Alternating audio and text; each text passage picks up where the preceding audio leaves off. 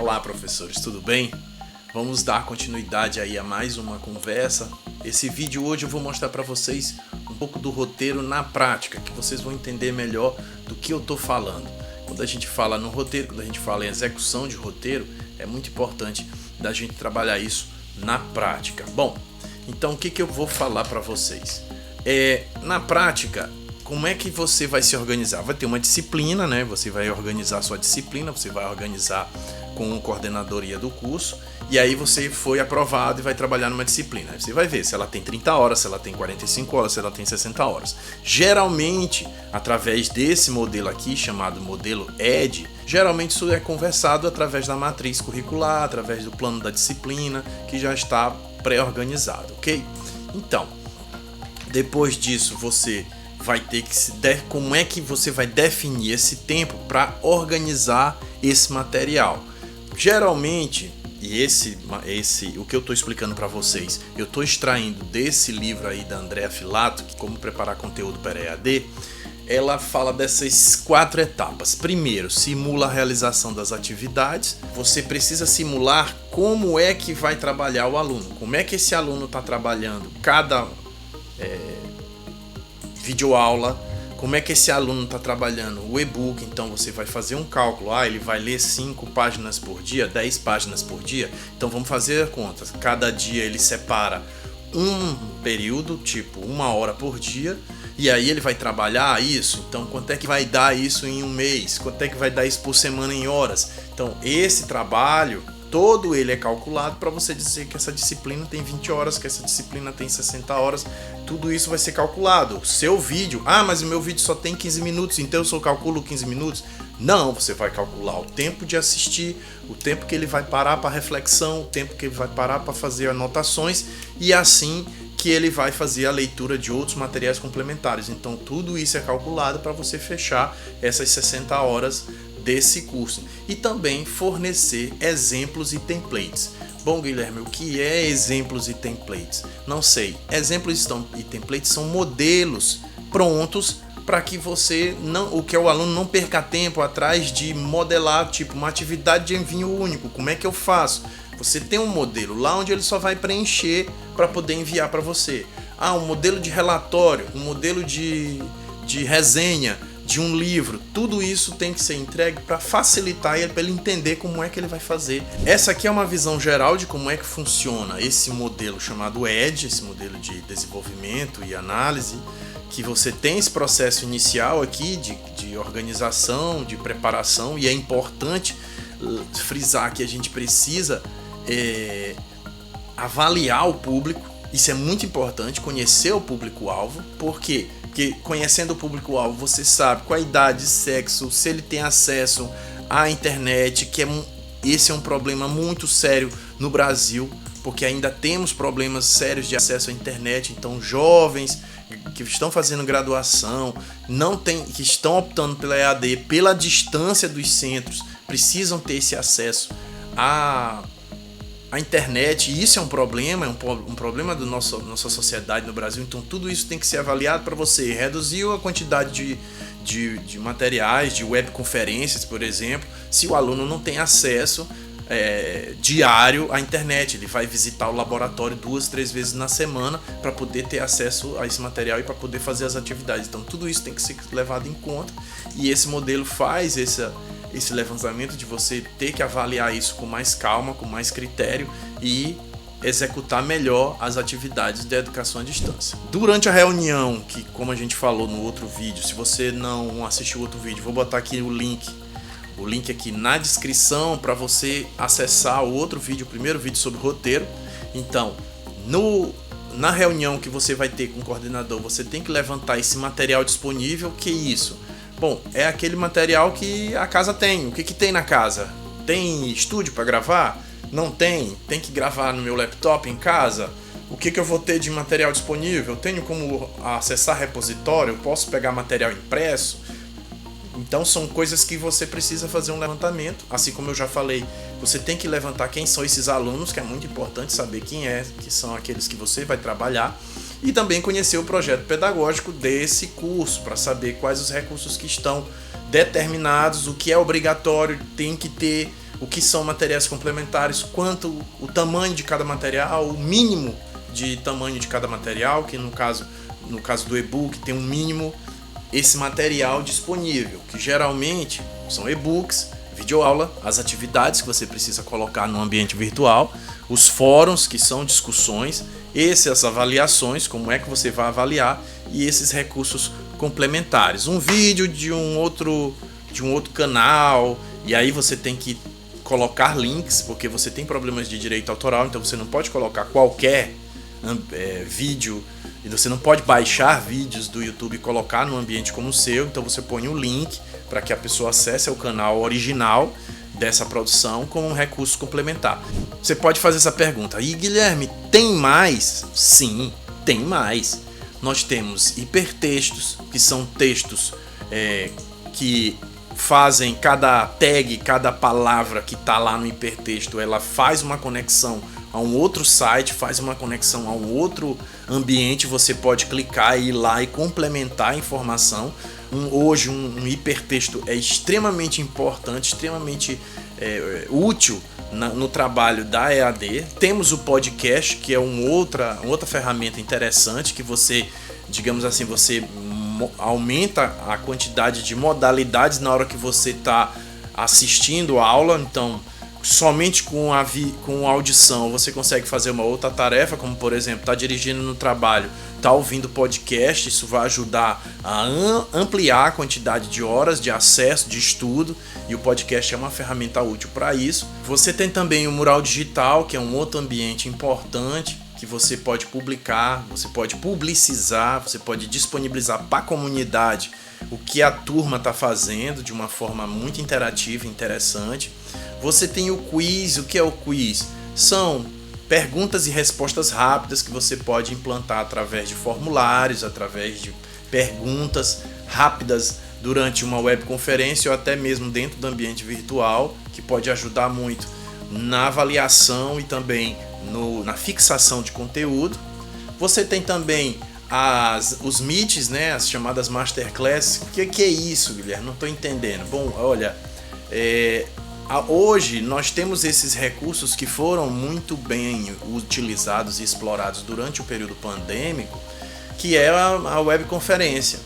E hoje é muito legal você convidar, né, professores e alguns outros profissionais da área para trabalhar dentro de ambientes virtuais, dentro de webconferências, alguns assuntos, o que antes seria muito, digamos, oneroso, caro.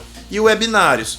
Bom, o webinário seria o quê? Os próprios jovens estarem aí dispostos a trabalhar, a montar um seminário, a criar marca, a divulgar, a organizar os convidados, executar isso e depois serem avaliados depois de todo esse trabalho. Eu deixei aqui um ponto no final, por quê?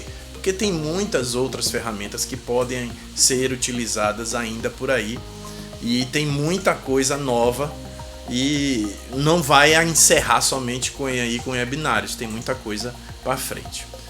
É importante, como eu falei, já tinha falado para vocês e volto a repetir, saber quem são esses alunos, nível social, idade, acesso à internet, para quê?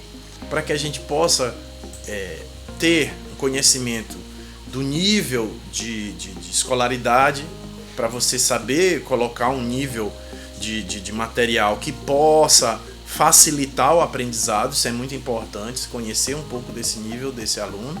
Você já entendeu mais ou menos o que você vai ter que fazer, você vai elaborar esse roteiro. Então, vamos supor que você já tenha trabalhado esse roteiro, você fez as suas anotações, olha só, você fez seu brainstorm, e aí você escolheu aí slide 1, slide 2, você trabalhou no slide 3, e eu parti do princípio de que essa aula, digamos assim, que nós vamos fazer aqui, ela é uma aula sobre aprendizagem ativa, sobre aprendizagem. Então eu organizei um material como se a gente tivesse que fazer uma aula sobre aprendizagem, que é uma área que eu estou estudando, que eu já estudo há muito tempo.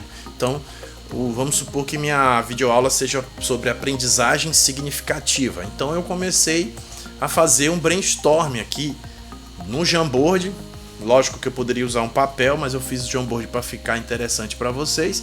Então eu comecei aqui, ó, fiz o meu slide 1, que era o que é aprendizagem, teorias, os teóricos dessas teorias de aprendizagem, e no slide 2 eu já comecei a falar sobre o Howard Gardner. No slide 3, aí eu poderia pensar, bom, o que eu vou trabalhar no slide 3? Eu já falei sobre Gardner, já falei o que é a teoria de aprendizagem, então eu poderia chamar um outro teórico, eu poderia falar sobre Alvin Toffler, que vou falar sobre as inteligências, né? As competências. Eu posso falar sobre Perrenot. Então eu poderia fazer aqui a minha chuva de ideias, ou seja, o meu brainstorm, e aqui eu ir desenvolvendo isso conforme essa minha ideia. A partir daí, desse rabisco, de toda essa história aqui, eu ia organizar em quem entra, qual slide que entra, qual slide que não entra, e assim eu ia finalizar esse meu esboço. A partir daí, eu ia procurar o slide para começar a pesquisar. Vou pegar um slide agora. E eu tenho um site muito legal que eu gosto de usar, que é esse aqui, ó, SlideGo. Coloquei o link na descrição e tem também aqui no vídeo, slidego.com. Aqui é uma plataforma onde você pode escolher tipos de slide. Você pode escolher por tema, se tem um tema criativo, profissional. Você pode escolher por cores, se você quiser uma ver mais pro vermelho, mais pro amarelo, que seja. E também você pode escolher por tamanho, certo? Tudo isso você pode trabalhar aqui nesse site chamado SlideGo. Deixa eu ampliar aqui para vocês entenderem melhor como é que funciona o SlideGo. Aqui, ó, estilo, posso ser colorido, criativo, aí eu boto colorido. Clico aqui em colorido e tiro essas cores. Não quero só vermelho, eu quero todas as cores. E aí ele vai apresentando, ó. Na hora que eu encontrar um interessante, eu clico nele e ele abre maior com as opções de como é que tem as janelas, ó, as várias outras janelas dele. Tem aqui as opções desses tipos, e aí eu escolho para quem baixar, ó. Tem aqui os modelos e eu posso escolher se eu quero baixar para PowerPoint ou se eu quero baixar para Google Slides. E aí eu faço o download. Alguns desses slides eles são pagos, né? Porque durante a pandemia tudo era gratuito. Hoje o SlideGo tem alguns que são pagos e outros são gratuitos. Então você tem que fazer uma escolha, a partir daí você vê se ele está disponível para baixar. Olha só, esse aqui tá. E ele tem para o Google Slides. Se eu clicar aqui, ele vai abrir uma versão desse documento no Google Slide. Pronto. A partir daqui, se você tem uma conta Gmail, você já pode fazer seus slides e ir montando aqui normalmente como se fosse no PowerPoint. E aí você vai montar conforme aquele seu esboço, organizando isso no PowerPoint, e aí vai construindo seus slides.